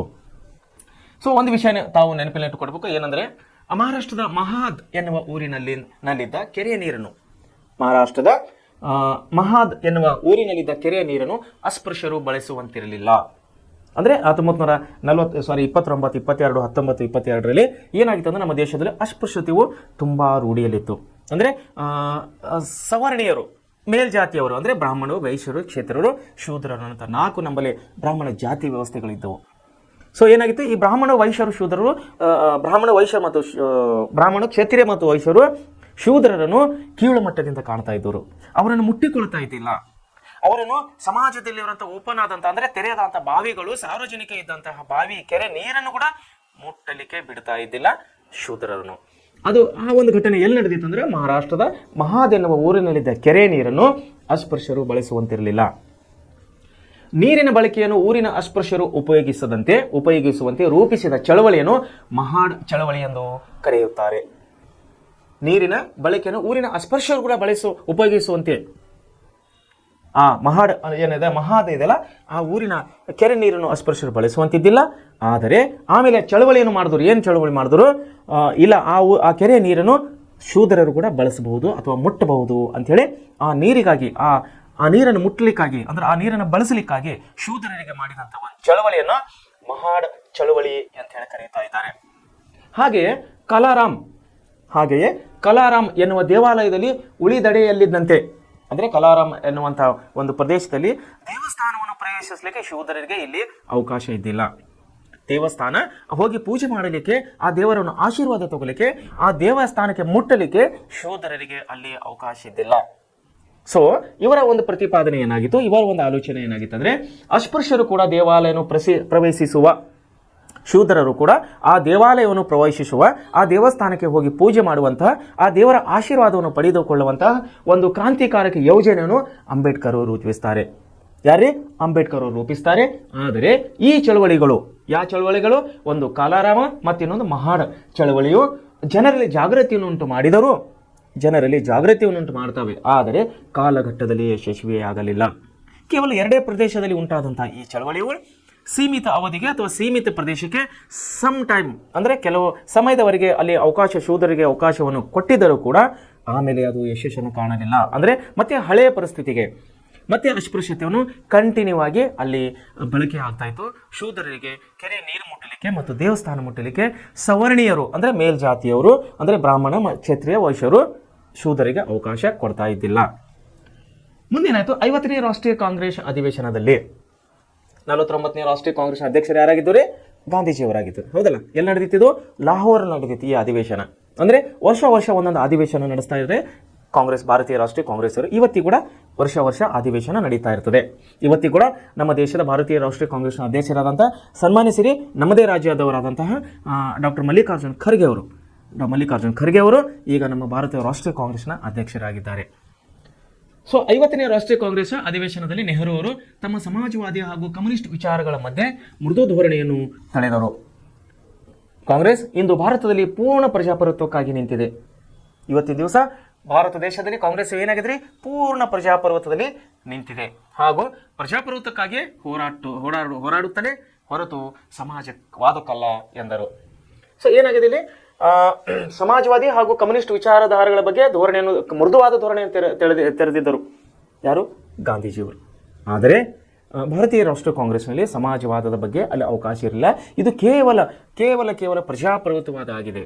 ಅಂದರೆ ಅಲ್ಲಿ ಕೂಡ ಒಂದು ಬಾಡಿ ಇದೆ, ಒಂದು ಕಮಿಟಿ ಇದೆ, ಅಲ್ಲಿ ಎಲ್ಲ ಸದಸ್ಯರು ಕೂಡಿ, ಅಂದರೆ ಭಾರತೀಯ ರಾಷ್ಟ್ರೀಯ ಕಾಂಗ್ರೆಸ್ ಎಲ್ಲ ಸದಸ್ಯರು ಕೂಡಿ ಅಧ್ಯಕ್ಷರನ್ನು ಆಯ್ಕೆ ಮಾಡ್ತಾ ಇದ್ದಾರೆ. ಸೊ ಅದೇ ಪದ್ಧತಿ ಆವಾಗಲಿಂದ ಇವತ್ತಿನವರೆಗೂ ಕೂಡ ಅಲ್ಲಿ ಕೂಡ ಏನು ನಡೀತಾ ಇದೆ? ಕೆಲವೊಂದು ಸಾರಿ ಅವಿರೋಧವಾಗಿ ಆಯ್ಕೆಯಾದರೆ ಕೆಲವೊಂದು ಸಾರಿ ಚುನಾವಣೆಗಳು ನಡೀತಾ ಇರುತ್ತದೆ. ಸೊ ಇದು ಪ್ರಜಾಪ್ರಭುತ್ವಕ್ಕಾಗಿ ಹೋರಾಡ್ತಾ ಇದ್ದಂತಹ ಪಕ್ಷವಿನ ಸಮಾಜವಾದಿ ಪಕ್ಷ ಇಲ್ಲ ಅನ್ನೋದು. ಆದರೂ ಕೂಡ ಸಮಾಜವಾದಿ ಬಗ್ಗೆ ನೆಹರು ಅವರು ಮೃದು ಧೋರಣೆಯನ್ನು ತೋರಿದರು. ಕೈಗಾರಿಕೀಕರಣ ಮತ್ತು ನವಭಾರತ ಶಿಲ್ಪಿಯಾಗಿ ನೋಡಿ, ಕೈಗಾರಿಕೀಕರಣ ಏನಾಯಿತು? 18ನೇ ಶತಮಾನದಲ್ಲಿ ಯುರೋಪಿಯನ್ ದೇಶದಲ್ಲಿ ಕೈಗಾರಿಕೆ ಕ್ರಾಂತಿಯನ್ನಾಗಿತ್ತು. ಅನೇಕ ಕೈಗಾರಿಕೆಗಳು ಹುಟ್ಟುಕೊಂಡಲ್ಲಿ ಹತ್ತಿ ಗಿರಣಿಗಳು, ನೂಲಿನ ಗಿರಣಿಗಳು, ಅನೇಕ ಕೈಗಾರಿಕೆಗಳನ್ನು 18ನೇ ಶತಮಾನದಲ್ಲಿ ಯುರೋಪಿನಲ್ಲಿ ಕೈಗಾರಿಕೆ ಕ್ರಾಂತಿ ಅಂತೇಳಿ ನಾವು ಕರೆಯೋರಾಗಿದ್ದೇವೆ. ಅದು ಒಂದು ದೊಡ್ಡ ಇತಿಹಾಸವೇ, ನಾವು ಓದೋರಾಗಿದ್ದೇವೆ ಕೈಗಾರಿಕೆ ಕ್ರಾಂತಿ ವಿಷಯವಾಗಿ. ಸೊ ಅವತ್ತಿನ ದಿವಸ ಏನಾಯಿತು? ಕೈಗಾರಿಕೀಕರಣ ಮತ್ತು ನವಭಾರತ, ಹೊಸ ಭಾರತದ ಶಿಲ್ಪಿಯಾಗಿ ನಾವು ಭಾರತ ದೇಶದ ಮೊದಲ ಪ್ರಧಾನಮಂತ್ರಿಯಾದಂಥ ನೆಹರೂರನ್ನು ನಾವು ಕಾಣುವರಾಗಿದ್ದೇವೆ. ಭಾರತದ ಉಕ್ಕಿನ ಮನುಷ್ಯ ಎಂದು ಖ್ಯಾತಿಯಾಗಿದ್ದ ಭಾರತದ ಮೊದಲ ಗೃಹ ಮಂತ್ರಿ ಆಗಿದ್ದವರಂತ ಸರ್ದಾರ್ ವಲ್ಲಭಭಾಯ್ ಪಟೇಲ್ ಅವರ ನೇತೃತ್ವದಲ್ಲಿ ಭಾರತದ ಅನೇಕ ದೇಶಿ ಸಂಸ್ಥಾನಗಳ ವಿಲೀನಕರಣಕ್ಕೆ ನೆಹರು ಅವರು ಕಾರಣರಾದರು. ನಮ್ಮ ಸರ್ದಾರ್ ವಲ್ಲಭಭಾಯ್ ಪಟೇಲ್ ಅವರು ಏನಂತ ಕರಿತೇವ್ರಿ ನಾವು? ಭಾರತದ ಉಕ್ಕಿನ ಮನುಷ್ಯ ಅಂತೇಳಿ ಕರೆಯುತ್ತೇವೆ. ಯಾಕಂದರೆ ಸ್ವತಂತ್ರ ಭಾರತದ ನಂತರ ನಮ್ಮ ಭಾರತ ದೇಶ ಅನೇಕ ಪ್ರಾದೇಶಿಕತೆಗಳಲ್ಲಿ, ಅನೇಕ ಚಿಕ್ಕ ಪುಟ್ಟ ಸಾಮ್ರಾಜ್ಯಗಳಲ್ಲಿ ಹರಿದು ಹಂಚು ಹೋಗಿತ್ತು. ಅಂತ ಒಂದು ಅಖಂಡ ಭಾರತದಲ್ಲಿ ಅವತ್ತಿನ ಕಾಲ ರಾಜರೇನ ಸಾಮ್ರಾಜ್ಯಶಾಹಿ ಇತ್ತಲ್ಲ, ಅನೇಕ ಪ್ರಾದೇಶಿಕತೆಗಳಲ್ಲಿ ಹಂಚು ಹೋಗಿದಂಥ ನಮ್ಮ ಭಾರತ ದೇಶದಲ್ಲಿ ಮೊದಲನೇದಾಗಿ ತನ್ನ ರಾಜ್ಯವನ್ನು ಸೇರ್ಪಡೆ ಮಾಡಿದವರು ಮಹಾನರಾದಂಥ ನಮ್ಮ ಮೈಸೂರಿನ ಒಡೆಯರು. ಅಖಂಡ ಭಾರತದಲ್ಲಿ ಮೈಸೂರಿನ ಸಾಮ್ರಾಜ್ಯವು ಅಖಂಡ ಭಾರತದಲ್ಲಿ ಸೇರ್ಪಡೆ ಮಾಡಲಾಯಿತು. ತದನಂತರ ಸುತ್ತಮುತ್ತಲಿನ ಎಲ್ಲ ದೇಶೀಯ ರಾಜರುಗಳು ಭಾರತ ದೇಶಕ್ಕೆ ಸೇರ್ಪಡೆಯಾದಾಗ ಇಬ್ಬರು ಮಾತ್ರ ರಾಜರು ನಾವು ಭಾರತಕ್ಕೆ ಸೇರುವುದಿಲ್ಲ ಅಂತ ಪಟ್ಟು ಹಿಡಿದುಕೊಂಡು ಕೂತಿದ್ದರು. ಒಂದು ಹೈದರಾಬಾದಿನ ನಿಜಾಮನು ಮತ್ತು ಕಾಶ್ಮೀರದಲ್ಲಿದ್ದಂಥ ನಾಯಕರಾದಂಥ ರಾಜನು ಕೂಡ. ಸೊ ಈ ಎರಡು ರಾಜ್ಯಗಳು ಅಂದರೆ ಕಾಶ್ಮೀರ್ ಮತ್ತು ಹೈದರಾಬಾದ್ ನಮ್ಮ ಭಾರತದಲ್ಲಿ ಸೇರಿಸುವುದಕ್ಕೆ ನಮ್ಮ ಉಕ್ಕಿನ ಮನುಷ್ಯರಾದಂಥ ಸರ್ದಾರ್ ವಲ್ಲಭಭಾಯ್ ಪಟೇಲ್ ಅವರ ಒಂದು ಸೇವೆ, ಅವರ ಒಂದು ಧೈರ್ಯ ನಾವು ಇವತ್ತಿನ ದಿವಸ ಮೆಚ್ಚಲೇಬೇಕಾಗಿದೆ. ಆದರೂ ಕೂಡ ಅವರ ಒಂದು ಶೌರ್ಯ ಮತ್ತು ಧೈರ್ಯಕ್ಕೆ ಬೆನ್ನೆಲುಬಾಗಿ ನಿಂತವರು ನಮ್ಮ ದೇಶದ ಪ್ರಥಮ ಪ್ರಧಾನಮಂತ್ರಿ ಅವರಾದಂತಹ ಪಂಡಿತ್ ಜವಾಹರ್ಲಾಲ್ ನೆಹರು ಅವರು. ಅದನ್ನೇ ಕೊಟ್ಟಿದ್ದಾರೆ ನೋಡಿ. ದೇಶಿ ಸಂಸ್ಥಾನಗಳ ವಿಲೀನೀಕರಣಕ್ಕೆ ನೆಹರು ಅವರು ಕಾರಣರಾದರು. ಅವರ ಒಂದು ಸಹಮತದಿಂದ, ಅವರ ಒಂದು ಅಭಿಪ್ರಾಯದಿಂದ, ಅವರ ಒಂದು ಸಪೋರ್ಟ್ಲಿಂದ ಏನಾಯಿತು? ಸರ್ದಾರ್ ವಲ್ಲಭಭಾಯ್ ಪಟೇಲ್ ನಮ್ಮ ದೇಶದ ಸೈನಿಕರನ್ನು ಕರೆದುಕೊಂಡು ಹೋಗಿ ಹೈದರಾಬಾದಿನ ನಿಜಾಮನ ಸಂಸ್ಥಾನವನ್ನು ಭಾರತ ದೇಶಕ್ಕೆ ಸೇರಿಸಿದರು. ಹಾಗೂ ಕಾಶ್ಮೀರದಲ್ಲಿದ್ದಂತಹ ರಾಜ ಹಜಾರಿ ಸಿಂಗನನ್ನು ನಮ್ಮ ದೇಶದ ಸೈನಿಕರನ್ನು ನೋಡಿ ಓಡಿ ಹೋಗಿಬಿಟ್ಟದನು. ಅದರ ಪರಿಣಾಮವಾಗಿ ಜಮ್ಮು ಕಾಶ್ಮೀರ ಕೂಡ ನಮ್ಮ ಭಾರತಕ್ಕೆ ಸೇರಿತು. ಹೀಗಾಗಿ ಅಖಂಡ ಭಾರತ ದೇಶವನ್ನು ನಿರ್ಮಿಸಿದಂತಹ ಪಂಡಿತ್ ಜವಾಹರ್ಲಾಲ್ ಅವರಿಗೆ ಎಷ್ಟು ಶ್ರೇಯಸ್ಸನ್ನು ಸೇರುತ್ತದೋ ಅಷ್ಟೇ ಶ್ರೇಯಸ್ಸನ್ನು ನಮ್ಮ ಪ್ರಧಾನಮಂತ್ರಿಯವರಾದಂಥ ಪ್ರಧಾನಮಂತ್ರಿಯಾದಂಥ ಪಂಡಿತ್ ಜವಾಹರ್ಲಾಲ್ ನೆಹರು ಅವರಿಗೆ ಕೂಡ ಸಲ್ಲುತ್ತದೆ ಅಂತೇಳಿ ಈ ಮೂಲಕ ಹೇಳುವರಾಗಿದ್ದೇವೆ. ನಂತರ ಭಾಷಾವಾರು ಪ್ರಾಂತಗಳ ರಚನೆ ಮೂಲಕ ನೋಡಿ, ದೇಶ ಏನೋ ಸ್ವಾತಂತ್ರ್ಯ ಆಯಿತು, ಬ್ರಿಟಿಷರು ಬಿಟ್ಟು ಹೋದರು. ಪ್ರಥಮ ಪ್ರಧಾನಿಯಾಗಿ ಜವಾಹರ್ಲಾಲ್ ನೆಹರು ಅವರು ಆಯ್ಕೆಯಾದರು. ಪ್ರಥಮ ಗೃಹ ಮಂತ್ರಿಯಾಗಿ ನಮ್ಮ ಸರ್ದಾರ್ ವಲ್ಲಭಭಾಯ್ ಪಟೇಲ್ ಅವರು ಆಯ್ಕೆಯಾದರು. ಆದರೆ ದೇಶೀಯದಲ್ಲಿ ಅಂದರೆ ನಮ್ಮ ದೇಶದ ಒಳಗೆ ಅನೇಕ ಭಾಷೆಗಳು, ಅನೇಕ ಪ್ರಾಂತಗಳು, ಸ್ವದೇಶಿ ರಾಜರುಗಳ ಮಧ್ಯದಲ್ಲಿ ನಮ್ಮ ದೇಶವು ಹಂಚಿ ಹರಿದಿ ಹೋಗಿತ್ತು. ಸೊ ಅಂತಹ ಸಂದರ್ಭದಲ್ಲಿ ಅಖಂಡ ಭಾರತವನ್ನು ರೂಪಿಸಬೇಕು, ಇಡೀ ಭಾರತ ದೇಶದಂಥ ಒಂದೇ ದೇಶವನ್ನು ರೂಪಿಸಬೇಕಂತ ಹೇಳಿ ಏನು ಮಾಡಿದ್ರು? ಭಾಷಾವಾರು ಪ್ರಾಂತಗಳ ರಚನೆ ಮೂಲಕ. ಭಾಷಾವಾರು ಅಂದರೆ ಯಾವ ಪ್ರದೇಶದಲ್ಲಿ ಯಾವ ಭಾಷೆ ಮಾತನಾಡುವ ಜನರು ಹೆಚ್ಚಿದ್ದಾರೆ ಆ ಭಾಷೆಯನ್ನು ಆ ದೇಶ ಅಥವಾ ಆ ರಾಜ್ಯಗಳನ್ನಾಗಿ ಮಾರ್ಪಡಿಸಬೇಕಂತೇಳಿ. ಉದಾಹರಣೆಗಾಗಿ ಮಹಾರಾಷ್ಟ್ರದಲ್ಲಿ ಮರಾಠಿ ಜಾಸ್ತಿ ಮಾತಾಡ್ತಾರೆ, ತೆಲಂಗಾಣದಲ್ಲಿ ತೆಲುಗು ಜಾಸ್ತಿ ಮಾತಾಡ್ತಾರೆ, ಕರ್ನಾಟಕದಲ್ಲಿ ಕನ್ನಡ ಮಾತಾಡ್ತಾರೆ ಜಾಸ್ತಿ ಜನ, ಗುಜರಾತಿನಲ್ಲಿ ಗುಜರಾತಿ ಭಾಷೆ ಹೆಚ್ಚು ಜನ ಮಾತಾಡ್ತಾರೆ. ಸೊ ಹೀಗಾಗಿ ಭಾಷಾವಾರು ಪ್ರಾಂತಗಳ ವಿಂಗಡಣೆ ಮಾಡುವ ಸಲುವಾಗಿ ಇವರ ಪ್ರಜಾಪ್ರಭುತ್ವ ತಳೆಹದಿಯ ಮೂಲಕವಾಗಿ ನೆಹರು ಅವರು ಬಂಡವಾಳ ಹಾಗೂ ಸಮಾಜವಾದಿ ತತ್ವಗಳನ್ನು ಒಣಗ ಮಿಶ್ರ ಆರ್ಥಿಕ ನೀತಿಯು ನೆಹರು ಅವರ ಕನಸಿನ ಆಧುನಿಕ ಭಾರತದ ಮೈಲುಗಲ್ಲಾಗಿತ್ತು. ಸೊ ಭಾಷಾವಾರು ಪ್ರಾಂತಗಳ ಮೂಲಕವಾಗಿ ಅನೇಕ ಪ್ರಾಂತಗಳನ್ನು ಭಾಷೆಗಳ ಮೂಲಕವಾಗಿ ಎಲ್ಲ ಪ್ರಾಂತಗಳು ಅಖಂಡ ಭಾರತದಲ್ಲಿ ಸೇರಿಸಲಾಯಿತು. ಹಾಗೆಯೇ ಆಧುನಿಕ ಸಮಾಜವಾದಿ ತತ್ವಗಳು ಹಾಗೂ ಕೈಗಾರಿಕೀಕರಣ ಅಂದರೆ ಬಂಡವಾಳಶಾಹಿ ಹಾಗೂ ಸಮಾಜವಾದಿ ತತ್ವವನ್ನೊಳಗೊಂಡ ಪ್ರಜಾಪ್ರಭುತ್ವವನ್ನು ಇವರು ನಮ್ಮ ದೇಶದಲ್ಲಿ ಗಟ್ಟಿಯಾಗಿ ಸ್ಥಾಪನೆ ಮಾಡುವಲಿಕ್ಕೆ ನಮ್ಮ ನೆಹರೂಜಿಯವರ ಅವರ ಒಂದು ಕಾಣಿಕೆ, ಅವರ ಒಂದು ಸೇವೆ ಅಮೋಘವಾಗಿದೆ ಅಂತಲೇ ನಾವು ಹೇಳಬಹುದು. ಸೊ ಮಿಶ್ರ ಆರ್ಥಿಕ ನೀತಿ ನೋಡಿ, ಮಿಶ್ರ ಆರ್ಥಿಕ ನೀತಿ ನೆಹರು ಅವರ ಕನಸಿನ ಆಧುನಿಕ ಭಾರತದ ಮೈಲಿಗಲ್ಲಾಗಿತ್ತು. ಬೃಹತ್ ಕೈಗಾರಿಕರಣದಿಂದ ದೇಶದ ಅಭಿವೃದ್ಧಿ ಸಾಧ್ಯ ಎಂದು ಅವರು ಬಲವಾಗಿ ನಂಬಿದರು. ನಮ್ಮ ದೇಶಕ್ಕೆ ಅನೇಕ ಬೃಹತ್ ಆದಂಥ ಕೈಗಾರಿಕೆಗಳು ಬೇಕಂತ ಹೇಳಿ ನಂಬಿದವರು. ಯಾಕಂದರೆ ಅಖಂಡ ಭಾರತವಾದಂತಹ ದೇಶದಲ್ಲಿ ಅವತ್ತಿನ ದಿವಸ ಅಂದರೆ 1947ರಲ್ಲಿ ಭಾರತ ಸ್ವಾತಂತ್ರ್ಯಗೊಂಡಾಗ ಬ್ರಿಟಿಷರು ಭಾರತವನ್ನು ಬಿಟ್ಟು ಹೋದಾಗ ಅನೇಕ ಸಮಸ್ಯೆಗಳಿಂದ ನಮ್ಮ ದೇಶವು ಬಳಲ್ತಾ ಇತ್ತು. ಯಾಕಂದರೆ ಒಂದೆಡೆ ದೇಶ ವಿಭಾಗವಾಯಿತು, ಎರಡನೇದಾಗಿ ಅತಿವೃಷ್ಟಿ ಅನಾವೃಷ್ಟಿಯಿಂದ ಅನೇಕ ಕಡೆ ಬೆಳೆ ಇಲ್ಲದಂತಾಗಿತ್ತು. ಕೆಲವು ಕಡೆ ಮಳೆ ಹೆಚ್ಚಾಗಿ ಬೆಳೆ ಹೋದರೆ ಕೆಲವು ಕಡೆ ಮಳೆ ಕಡಿಮೆಯಾಗಿ ಬೆಳೆಯನ್ನು ಹೋಯಿತು. ಹಸಿವು, ನಿರುದ್ಯೋಗ, ಜನರಿಗೆ ಕೆಲಸ ಇಲ್ಲ, ಕೃಷಿ ಕಾರ್ಮಿಕರಿಗೆ ಬೆಳೆ ಇಲ್ಲ, ಕೂಲಿ ಕಾರ್ಮಿಕರಿಗೆ ಕೆಲಸ ಸಿಗ್ತಾ ಇಲ್ಲ. ಇಂಥ ಒಂದು ಸಂದರ್ಭದಲ್ಲಿ ಅಖಂಡ ಭಾರತದ ನೇತೃತ್ವವನ್ನು ವಹಿಸಿದಂಥ ಜವಾಹರ್ಲಾಲ್ ನೆಹರು ಅವರು ನಮ್ಮ ದೇಶಕ್ಕೆ ಬೃಹತ್ತಾದಂಥ ಕೈಗಾರಿಕೆಗಳ ಅವಶ್ಯಕತೆ ಇದೆ ಅಂಥೇಳಿ ಇವರು ಬಲವಾಗಿ ನಂಬಿದವರು. ಯಾಕಂದರೆ ಕೈಗಾರಿಕೀಕರಣದ ಏನಾಯ್ತದೆ, ಒಂದು ರೈತರು ಬೆಳೆದಂತಹ ವಸ್ತುಗಳಿಗೆ ಇಲ್ಲಿ ಮಾರಾಟ ಮಾಡಲಿಕ್ಕೆ ಅವಕಾಶ ಸಿಕ್ಕರೆ ದುಡಿಯುವ ಕೈಗಳಿಗೆ ಕೆಲಸ ಸಿಗ್ತದೆ ಅಂಥೇಳಿ ಇವರು ನಂಬಿದವರು. ದುಡಿಯುವ ಕೈಗಳಿಗೆ ಕೆಲಸ ಸಿಗ್ತದೆ ಅನ್ನುವಂಥ ಒಂದು ಉದ್ದೇಶದಿಂದ ಇವರು ಏನು ಮಾಡಿದವರು, ಬೃಹತ್ತಾದಂಥ ಕೈಗಾರಿಕೆಗಳು ನಮ್ಮ ದೇಶಕ್ಕೆ ಬೇಕು ಅಂಥೇಳಿ ಇವರು ನಂಬಿದವರಾಗಿದ್ದರು ನೋಡಿ. ಆಮೇಲೆ ಏನಾಯ್ತು, ಸ್ವಾತಂತ್ರ್ಯ ನಂತರ, ನಮ್ಮ ದೇಶದ ಸ್ವಾತಂತ್ರ್ಯಗೊಂಡ ನಂತರ 1947 ನಂತರ ಪಂಚವಾರ್ಷಿಕ ಯೋಜನೆಗಳ ಮೂಲಕ ದೇಶದ ಅಭಿವೃದ್ಧಿಯ ಕನಸನ್ನು ಕಂಡಿದ್ದರು ನೋಡಿ. ಪಂಚವಾರ್ಷಿಕ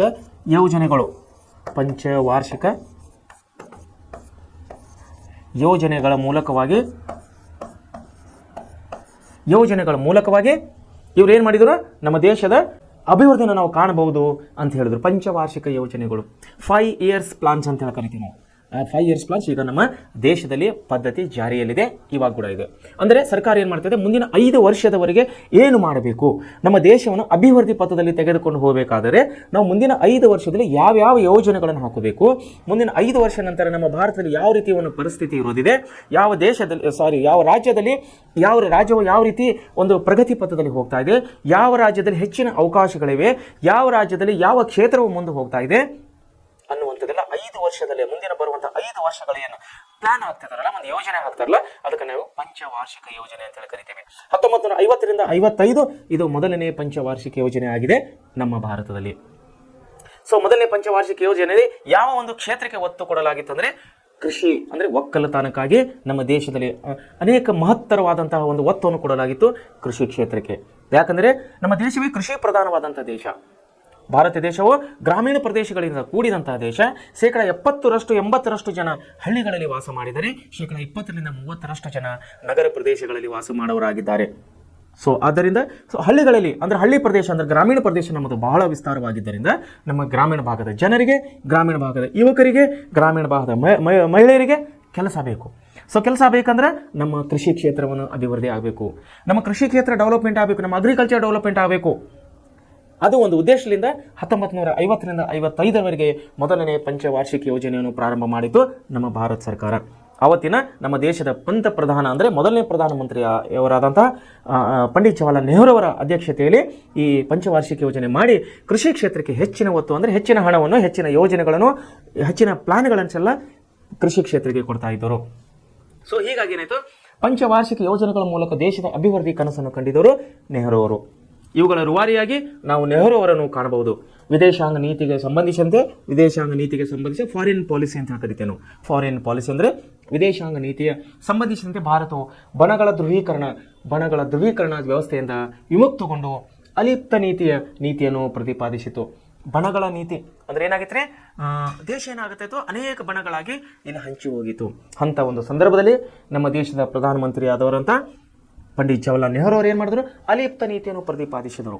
ಅಲಿಪ್ತ ನೀತಿ ಅಂದರೆ ನಾವು ಇವರಿಗೂ ಸಪೋರ್ಟ್ ಮಾಡಬೇಡ, ನಾವು ಇವರಿಗೆ ಸಪೋರ್ಟ್ ಮಾಡೋದು ಬೇಡ, ಅವ್ರು ಏನಾದರೂ ಕಚ್ಚಾಡಿಕೊಳ್ಳಲಿ, ನಾವು ಅದರಿಂದ ಸೈಡ್ ಇರೋಣ, ನಾವು ಅದರಲ್ಲಿ ಭಾಗವಹಿಸೋದು ಬೇಡ. ಅಲಿಪ್ತ ನೀತಿ ಅನ್ನೋದು ಪಂಡಿತ್ ಜವಾಹರ್ಲಾಲ್ ನೆಹರು ಅವರು ಅವತ್ತಿನ ದಿವಸ ಆ ನೀತಿಯನ್ನು ಪ್ರತಿಪಾದಿಸಿದರು.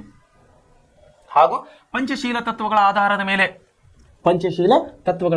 ಮೇಲೆ ಶಕ್ತಿ ರಾಜಕಾರಣದಿಂದ ದೂರವೇ ಉಳಿದು ಶಾಂತಿ ಸಹಬಾಳ್ವೆಯ ಸೂತ್ರಗಳನ್ನು ಅನುಷ್ಠಾನಕ್ಕೆ ತರಲು ಕಾರಣರಾದರು. ಇವರು 1964ರಲ್ಲಿ ಇವರು ನಿಧನ ಹೊಂದಿದರು. 1964ರಲ್ಲಿ ನೆಹರು ಅವರು ಏನಾಗುತ್ತಾರೆ, ನಿಧನವನ್ನು ಹೊಂದುತ್ತಾರೆ. ಸೊ ಏನಾಗಿತ್ತು, ಪಂಚವಾರ್ಷಿಕ ತತ್ವ ಅಂದರೆ ಏನಾಗಿತ್ತು, 1949ರಲ್ಲಿ 47ರಲ್ಲಿ ನಮಗೆ ಸ್ವಾತಂತ್ರ್ಯ ಸಿಗುವಾಗ 2ನೇ ಮಹಾಯುದ್ಧವನ್ನು ನಡೀತಾ ಇತ್ತು. 2ನೇ ಮಹಾಯುದ್ಧ ನಂತರ ಚೀನಾ ಯುದ್ಧಗಳಲ್ಲಿ ಕೂಡ ಏನು ಪಂಚವಾರ್ಷಿಕ ಅಲಿಪ್ತ ನೀತಿ ಹಾಗೂ ಇನ್ನೊಂದು ಯಾವುದ್ರಿ ಶಾಂತಿ ಸಹಬಾಳ್ವೆ ಪಂಚಶೀಲ ತತ್ವಗಳ ಮೂಲಕವಾಗಿ ಯಾವುದೇ ರಾಷ್ಟ್ರಗಳ ಮೇಲೆ ನಾವು ಆಕ್ರಮಣ ಮಾಡುವುದಿಲ್ಲ, ಹಾಗೆ ನಮ್ಮ ದೇಶದ ಮೇಲೆ ಬೇರೆ ದೇಶಗಳು ಕೂಡ ಆಕ್ರಮಣ ಮಾಡಬಾರದು ಅನ್ನುವಂಥ ನೀತಿಯನ್ನು ಜಾರಿಗೆ ತಂದಿದ್ದವರು, ಶಾಂತಿ ಸಹಬಾಳ್ವೆ ಸೂತ್ರಗಳು ಅನುಷ್ಠಾನಕ್ಕೆ ತಂದಿದ್ದವರು ಪಂಡಿತ್ ಜವಾಹರ್ಲಾಲ್ ನೆಹರು ಅವರು. ಸೊ ಹೀಗೆ ಸುದೀರ್ಘವಾದಂಥ ತನ್ನ ಸೇವೆ ಮೂಲಕವಾಗಿ, ಸುದೀರ್ಘವಾದಂತಹ ಭಾರತೀಯ ರಾಷ್ಟ್ರೀಯ ಕಾಂಗ್ರೆಸ್ನಲ್ಲಿ ಪಾಲ್ಗೊಳ್ಳುವಿಕೆ ಮೂಲಕವಾಗಿ, ಸ್ವಾತಂತ್ರ್ಯ ಹೋರಾಟದಲ್ಲಿ ಭಾಗವಹಿಸುವಿಕೆ ಮೂಲಕವಾಗಿ, ಅನೇಕ ಚಳವಳಿಯಲ್ಲಿ ಗಾಂಧೀಜಿಯವರ ಜೊತೆ ಸೆರೆವಾಸ ಕೂಡ ಅನುಭವಿಸಿದಂಥ ಪಂಡಿತ್ ಜವಾಹರ್ಲಾಲ್ ನೆಹರು ಅವರು 1964ರಲ್ಲಿ ಇವರು ಮರಣವನ್ನು ಹೊಂದುತ್ತಾರೆ.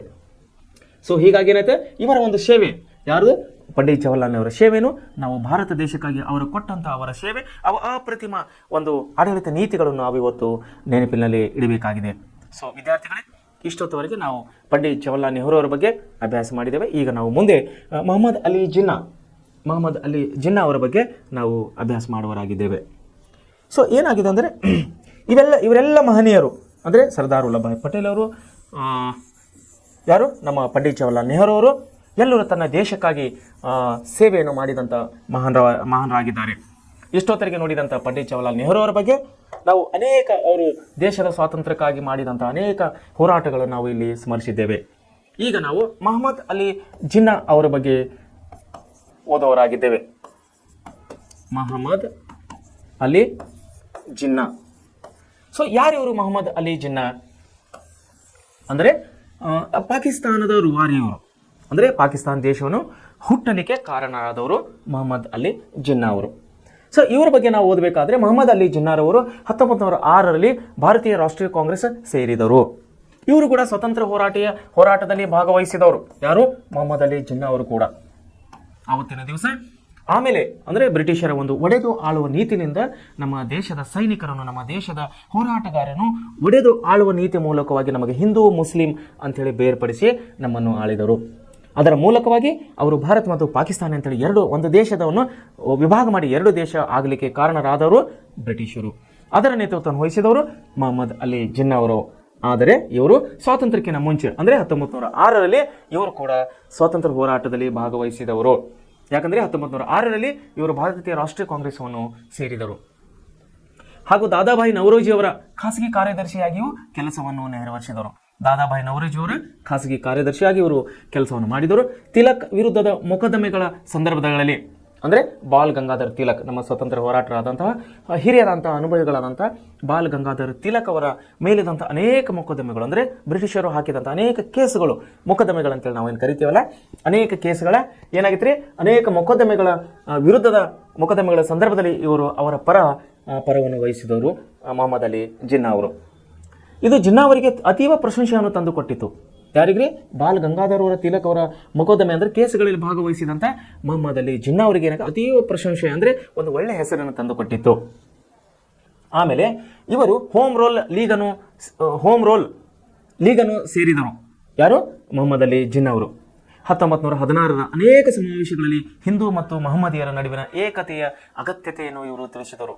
1916ರಲ್ಲಿ ಏನಾಗಿದೆ, ಅನೇಕ ಚಳುವಳಿಯಲ್ಲಿ ಭಾಗವಹಿಸಿದಂಥ ಮೊಹಮ್ಮದ್ ಅಲಿ ಜಿನ್ನಾ ಅವರು ಹಿಂದೂ ಮತ್ತು ಮುಸ್ಲಿಮರ ಏಕತೆ ಅಂದರೆ ಹಿಂದೂ ಮುಸ್ಲಿಂ ಒಗ್ಗಟ್ಟಾದರೆ ಅದರ ಯಾವ ರೀತಿ ಅದರ ಫಲಿತಾಂಶ ಇರುತ್ತದೆ ಅನ್ನೋದ್ರ ಬಗ್ಗೆ ಇವರು ಅನೇಕ ಚಳುವಳಿಗಳಲ್ಲಿ ಸ್ಪೀಚ್ ಅಂದರೆ ತನ್ನ ಭಾಷಣದ ಮೂಲಕವಾಗಿ ಜಾಗೃತಿ ಅಥವಾ ತಿಳುವಳಿಕೆಗಳನ್ನು ಕೊಡ್ತಾ ಇದ್ದರು.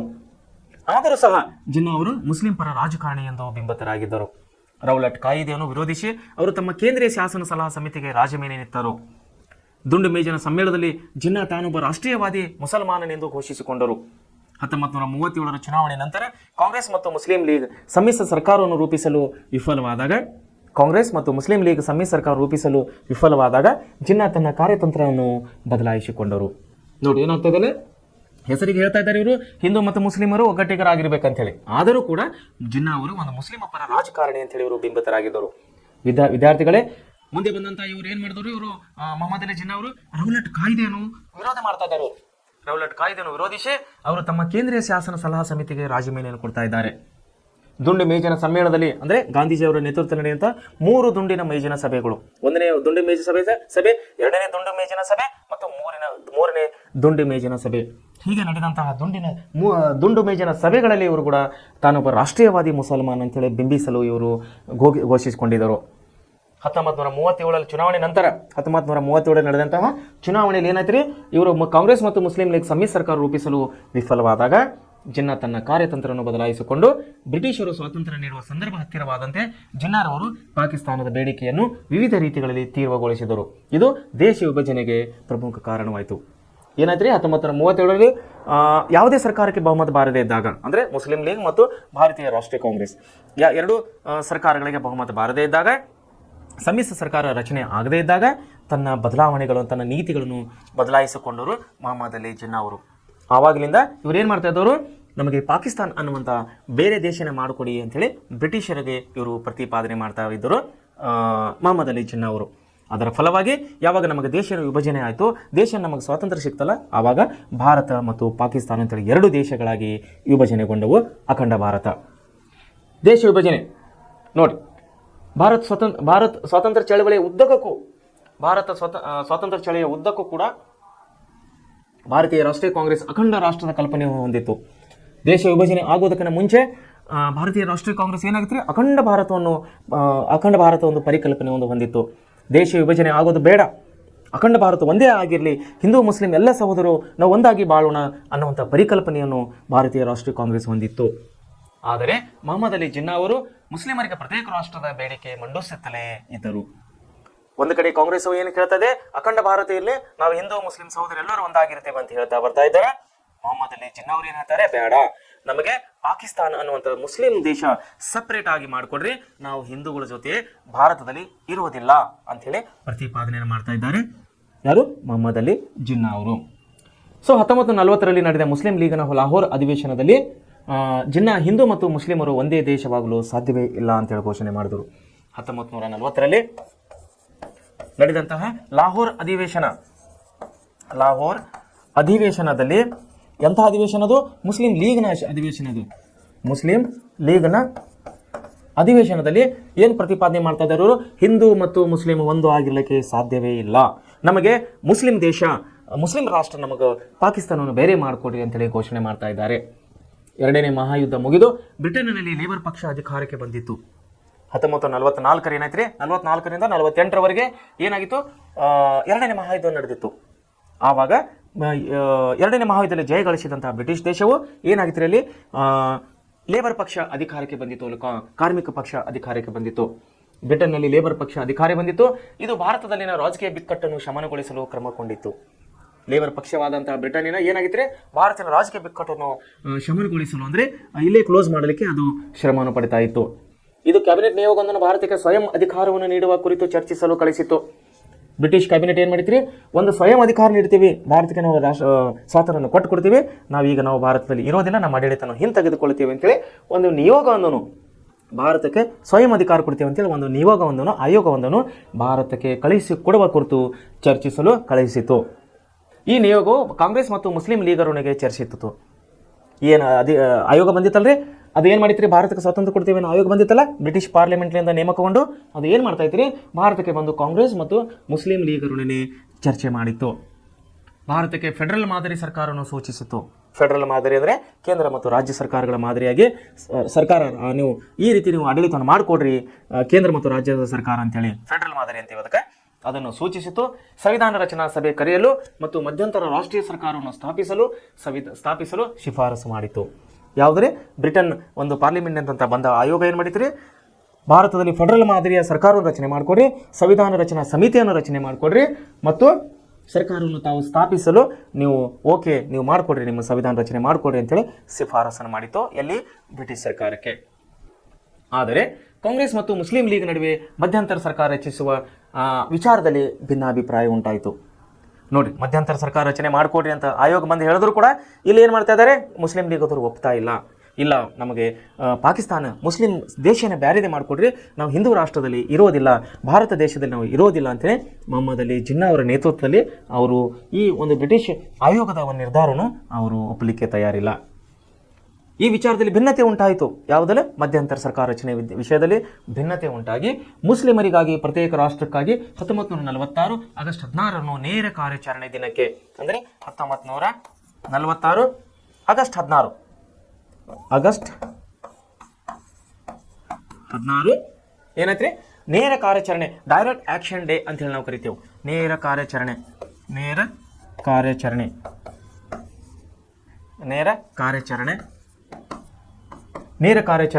ಡೈರೆಕ್ಟ್ ಆಕ್ಷನ್ ಡೇ ಅಂತೇಳಿ ಕರೆ ನೀಡಿತ್ತು.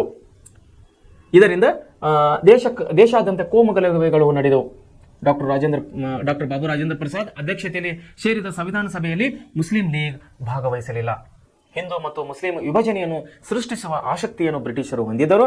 ಬಂಗಾಳಿ ವಿಭಜನೆ 1909 ಕಾಯ್ದೆ ಅನುಷ್ಠಾನದ ಸಂದರ್ಭಗಳಲ್ಲಿ ಬ್ರಿಟಿಷರು ತಮ್ಮ ರಾಜಕೀಯ ಹಿತಾಸಕ್ತಿಯನ್ನು ಕಾಪಾಡಿಕೊಳ್ಳುವ ಪ್ರಯತ್ನಗಳನ್ನು ಮಾಡಿದ್ದನ್ನು ಇಲ್ಲಿ ಕಾಣಬಹುದು. ಬ್ರಿಟಿಷರು ಹಾಕಿದ ವಿಭಜನೆಯ ಬೇರುಗಳು ದೇಶ ವಿಭಜನೆಯಲ್ಲಿ ಪರ್ಯಾವಸನವಾಯಿತು. ಸೊ ಏನಾಯ್ತು 1946 ಆಗಸ್ಟ್ 16ರಂದು ನೇರ ಕಾರ್ಯಾಚರಣೆ, ಡೈರೆಕ್ಟ್ ಆಕ್ಷನ್ ಡೇ ಅಂತೇಳಿ ಕರೆ ನೀಡಿದರು ಬ್ರಿಟಿಷರು. ಇದರಿಂದ ದೇಶಾದ್ಯಂತ ಕೋಮು ಗಲಭೆಗಳು ನಡೆದವು. ಹಿಂದೂ ಮುಸ್ಲಿಮರು ತನ್ನ ಏನು ಪ್ರಾಣಗಳನ್ನು, ಅನೇಕ ದೇಶವಾಸಿಗಳು ತನ್ನ ಪ್ರಾಣವನ್ನು ಕಳೆದುಕೊಂಡರು.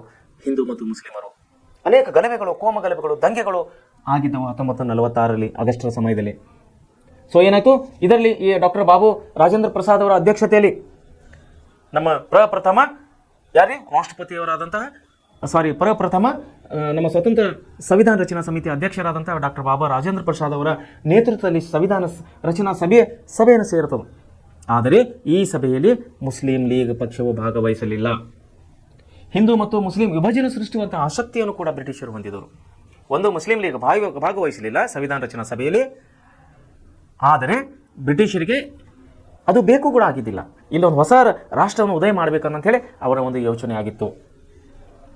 ಬಂಗಾಳ ವಿಭಜನೆ 1909 ಕಾಯ್ದೆ ಅನುಷ್ಠಾನ ಯಾವ ರೀತಿ 1909ರಲ್ಲಿ ಬಂಗಾಳ ವಿಭಜನೆ ಮಾಡಿದ್ರಲ್ಲ, ಆ ಪ್ರಯತ್ನಗಳು ಮಾಡಿದ್ದನ್ನು ಇಲ್ಲಿ ನಾವು ಬ್ರಿಟಿಷರು ತಮ್ಮ ರಾಜಕೀಯ ಹಿತಾಸಕ್ತಿಗಾಗಿ ತಮ್ಮ ರಾಜಕೀಯ ಹಿತಾಸಕ್ತಿಗಾಗಿ ಬಂಗಾಳದಲ್ಲಿ ಮಾಡಿದಂತಹ ಒಂದು ಕಲ್ಪನೆಯನ್ನು, ಬಂಗಾಳದಲ್ಲಿ ಮಾಡಿದಂತಹ ಒಂದು ಅನುಷ್ಠಾನದ ಪ್ರಯತ್ನಗಳು ಅಂದ್ರೆ ಸ್ವಹಿತಾಸಕ್ತಿ ಕಾಪಾಡಿಕೊಳ್ಳುವಂತಹ ಒಂದು ಪ್ರಯತ್ನಗಳನ್ನು ಇಲ್ಲೂ ಕೂಡ ಮಾಡ್ತಾ ಇದ್ದರು 1946ರಲ್ಲಿ. ಸೊ ಬ್ರಿಟಿಷರು ಹಾಕಿದಂಥ ವಿಭಜನೆ ಬೇರುಗಳು ಇಲ್ಲಿ ದೇಶವು ವಿಭಜನೆ ಆಗಲಿಕ್ಕೆ ಕಾರಣ ಆಯಿತು. ಸೊ ಒಂದು ವಿಷಯ ತಮಗೆ ತಿಳಿದಿಲ್ಲ, ಏನಂದ್ರೆ 1948 ಜನವರಿ 30ರಂದು ಪ್ರಾರ್ಥನಾ ಸಭೆಗೆ ನಡೆದು ಹೋಗುತ್ತಿದ್ದ ಹಿಂದೂ ಮುಸ್ಲಿಂ ಭಾವೈಕ್ಯತೆಯ ಹರಿಕಾರದಂತಹ ಗಾಂಧೀಜಿಯವರನ್ನು ನಾಥೂರಾಮ್ ಗೋಡ್ಸೆ ಎಂಬುವರು ಹತ್ಯೆ ಮಾಡಿದರು.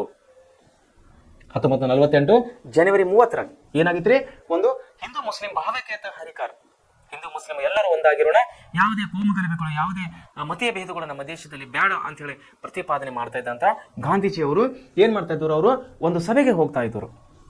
ಗಾಂಧೀಜಿಯವರು 1948 ಜನವರಿ 30ನೇ ತಾರೀಕಲ್ಲೊಂದು ಹೋಗುವಾಗ ಭಾವೈಕ್ಯತೆ ಹರಿಕಾರ ಅಂತೇಳಿ ನಾವು ಕರಿತೀವ್ರಿ ಗಾಂಧೀಜಿಯವ್ರಿಗೆ. ಯಾಕಂದ್ರೆ ಹಿಂದೂ ಮುಸ್ಲಿಮರು ಜಗಳ ಆಡೋದು ಅವರಿಗೆ ಇಷ್ಟ ಇದ್ದಿಲ್ಲ, ಅವರಿಗೆ ಬೇಕಾಗಿದ್ದಿಲ್ಲ. ಸೊ ಹೀಗಾಗಿ ಭಾವೈಕ್ಯತೆಯ ಹರಿಕಾರ ಅಂತ ಕರಿತೀವಿ ನಾವು ಮಹಾತ್ಮ ಗಾಂಧೀಜಿಯವರಿಗೆ. ಸೊ ಇದನ್ನರಿತ ಮಹಾತ್ಮ ಗಾಂಧೀಜಿಯವರನ್ನು ಇವರು ಸಭೆಗೆ ಹೋಗ್ತಾ ಇದ್ದಾರೆ ಅನ್ನೋ ವಿಷಯವನ್ನು ತಿಳಿದಂತಹ ನಾಥೂರಾಮ್ ಗೋಡ್ಸೆ ಎಂಬುವನು ಹತ್ಯೆ ಮಾಡಿದನು. ಗಾಂಧೀಜಿಯವರಿಗೆ ಗುಂಡಿಕ್ಕಿ ಕೊಲ್ಲಿ ಹತ್ಯೆಯನ್ನು ಮಾಡ್ತಾನೆ.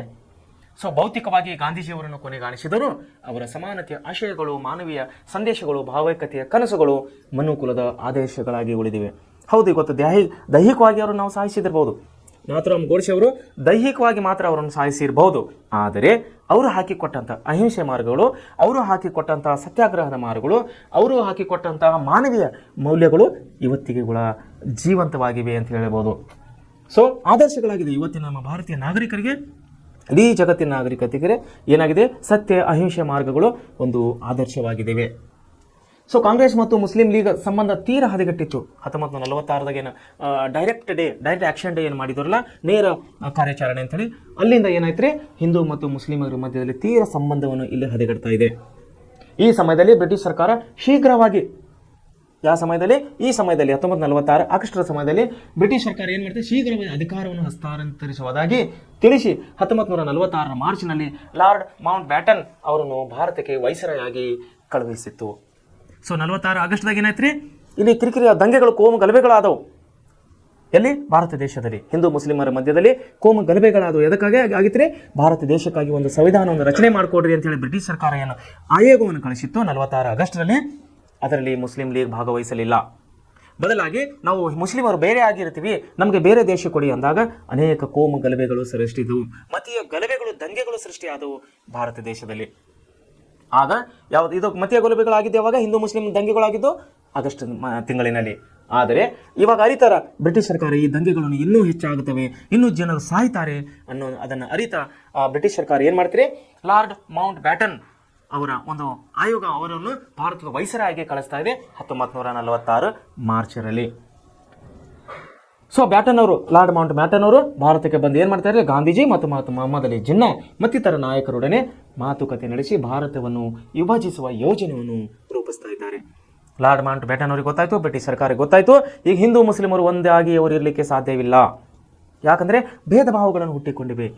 ಭೇದ ಭಾವಗಳು ಹುಟ್ಟಿದ್ದರಿಂದ ಇಲ್ಲಿ ಒಂದಿರ್ಲಿಕ್ಕೆ ಸಾಧ್ಯ ಇಲ್ಲ. ಹೇಗಾದರೂ ಮಾಡಿ ಹಿಂದೂ ಮುಸ್ಲಿಮರನ್ನು ಬೇರ್ಪಡಿಸಿ ಅವರವರಿಗೆ ಒಂದು ಭಾರತ, ಇವರಿಗೆ ಒಂದು ಪಾಕಿಸ್ತಾನ ದೇಶವನ್ನು ಕೊಟ್ಟು ಬಿಡೋಣ ಅಂಥೇಳಿ ಲಾರ್ಡ್ ಮೌಂಟ್ ಬ್ಯಾಟನ್ ಅವರು ಇಲ್ಲಿ ಭಾರತಕ್ಕೆ ಬಂದು ಏನು ಮಾಡ್ತಾ ಇದ್ದಾರೆ, ಗಾಂಧೀಜಿ ಮತ್ತು ಮೊಹಮ್ಮದ್ ಅಲಿ ಜಿನ್ನಾ ಹಾಗೂ ಇನ್ನಿತರ ಮುಖಂಡರ ಹೋರಾಟಗಾರರನ್ನು ಕೂಡಿಸಿಕೊಂಡು ಅವರು ಮಾತಾಡಿ ಏನು ಮಾಡ್ತಾರೆ, ವಿಭಜಿಸುವ ಯೋಜನೆಯನ್ನು, ಭಾರತ ದೇಶ ಅಖಂಡ ಭಾರತವನ್ನು ವಿಭಜಿಸುವ ಒಂದು ಮಾತುಕತೆಯನ್ನು ಯೋಜನೆಯನ್ನು ರೂಪಣೆ ಮಾಡ್ತಾ ಇದ್ದಾರೆ ಲಾರ್ಡ್ ಮೌಂಟ್ ಬ್ಯಾಟನ್ ಅವರು. 1947 ಜೂನ್ನಲ್ಲಿ ಬಂದಿದ್ದರು ಅವರು, ಮಾರ್ಚ್ನಲ್ಲಿ ಬಂದಿದ್ದವರು ಯಾರು, ಲಾರ್ಡ್ ಮೌಂಟ್ ಬ್ಯಾಟನ್ ಅವರು.